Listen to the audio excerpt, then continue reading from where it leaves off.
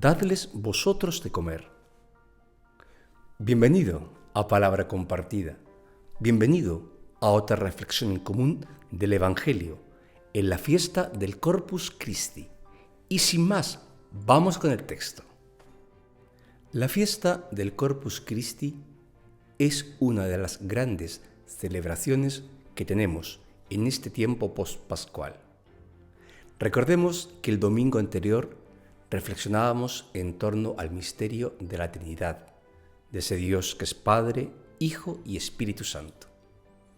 Esta vez nos vamos a centrar en el gran misterio, en el gran acontecimiento y experiencia que es ni más ni menos que la Eucaristía, el memorial que Jesús nos dejó para que los cristianos a lo largo de los siglos, a través del tiempo, sigamos viviendo en comunión con el Maestro, recordando sus palabras y sus hechos y viviendo como hermanos, compartiendo ese pan y ese vino como expresión del amor que Dios nos ha dejado.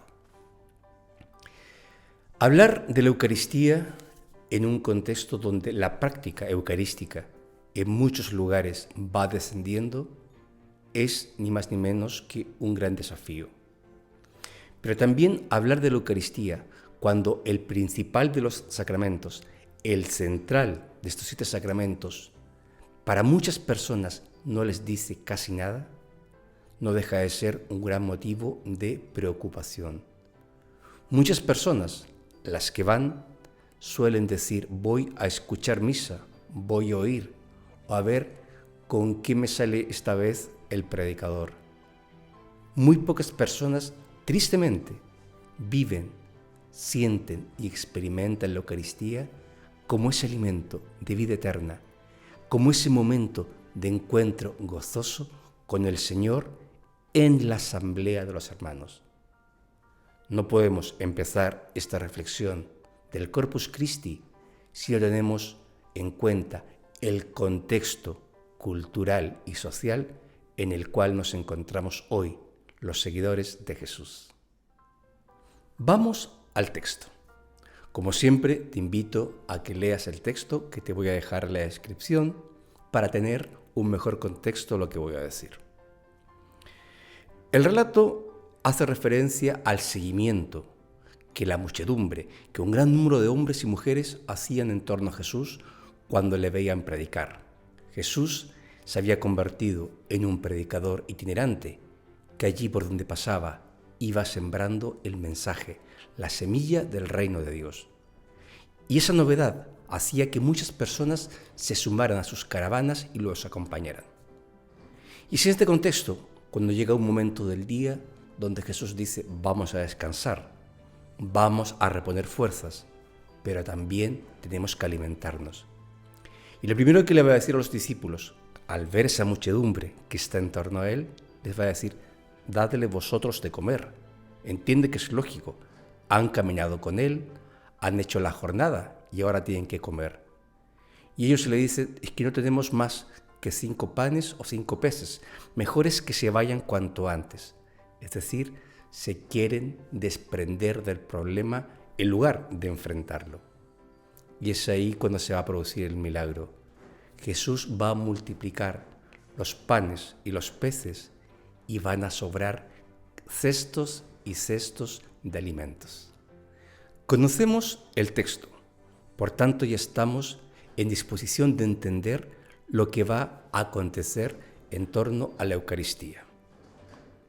Los comentaristas nos dicen que ese texto, de alguna forma, es anticipo o prolongación o desarrollo del texto fundacional de la Eucaristía, que todos sabemos es la Última Cena, donde Jesús va a resignificar los signos de la Pascua judía para convertirlos en la expresión, en la Última Cena, en la Eucaristía perenne de su entrega de amor por todos nosotros, convirtiendo el pan y el vino en su cuerpo y en su sangre, donado, regalado a la humanidad, para que hagamos memoria de él hasta que el Señor vuelva.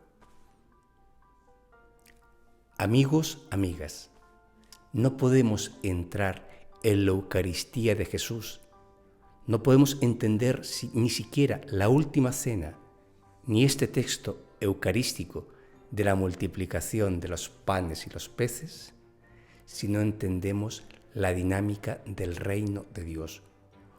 O también, si desvinculamos la Eucaristía, el comulgar, el alimentarnos, al margen de lo que fue el centro, el núcleo de la predicación y de la entrega de Jesús por los seres humanos. Jesús, en la última cena, porque es el momento fundante, va a tener un gesto, le va a lavar los pies a sus discípulos como signo de servicio. Y les va a decir: amaos los unos a los otros, tal cual yo os he amado. Por tanto, la última cena no es más ni menos que la expresión final de toda esa entrega de amor que Jesús ha hecho por nosotros. ¿Cómo? Acogiendo a los pecadores, comiendo con hombres o mujeres que eran consideradas impuras, siendo una palabra de vida y esperanza para aquellos que estaban viviendo en la marginación, curando, sanando las heridas, ofreciendo consuelo y amor a todos los hombres y mujeres, sin importar condición social, razas o culturas. Comulgar en el cuerpo y en la sangre de Cristo es hacernos testigos del reino de Dios, de ese reino que se expresa simbólicamente en la Eucaristía, como pan compartido, como alimento dado, como vino generoso para crear esa nueva humanidad. Jesús muere a causa del pecado de los seres humanos, pero muere para darnos vida. Y para que esa vida se prolongue a lo largo de los siglos, nosotros necesitamos seguir alimentándonos del cuerpo y de la sangre de Cristo. Comulgar con Jesucristo es ser testigos, es ser profetas, es vivir recreando los signos que Jesús nos ha pedido que hagamos sus discípulos, llevando ese amor de Dios allí donde vayamos. Ahora entonces es cuando podemos entender por qué la Iglesia en la fiesta del Corpus Christi nos dice que es también la fiesta de la caridad, del servicio y de la solidaridad. Y siempre pone esta fiesta del Corpus Christi en relación con las obras de caridad que la Iglesia tiene. Comulgar con Jesucristo, participar de su misma vida, entrar en la dinámica de la Eucaristía, es por tanto hacernos servidores, mensajeros, misioneros del reino de Dios, de la buena nueva. Adorar a Cristo en la Eucaristía es llevar ese amor allí donde vayamos. Lo que no se puede hacer es desvincular Eucaristía, adoración, Santísimo de nuestra vida diaria. Lo que no se puede hacer es desvincular los sacramentos de nuestra práctica de caridad, de solidaridad y de entrega. Porque la Eucaristía, como acabo de decir, no es más ni menos que la expresión del reino de Dios que se hace vida entre nosotros. La Eucaristía es la gran celebración de la humanidad, de todos los hombres, que no distingue entre buenos o malos, cultos o incultos, ricos o pobres.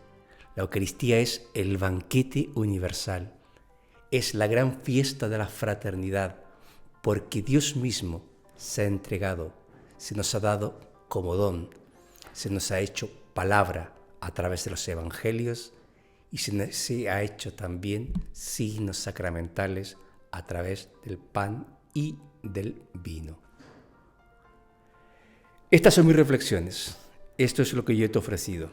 Ahora es tu turno y me gustaría que tú también me comentaras ¿Qué es para ti la Eucaristía? ¿Cómo relacionas Eucaristía y tu vida cristiana? ¿Cómo ves que la Eucaristía pueda ser expresión de fraternidad y de amor universal?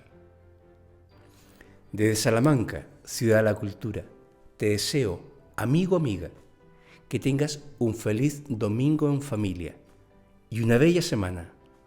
Y a ver si pronto coincidimos. Nos vemos.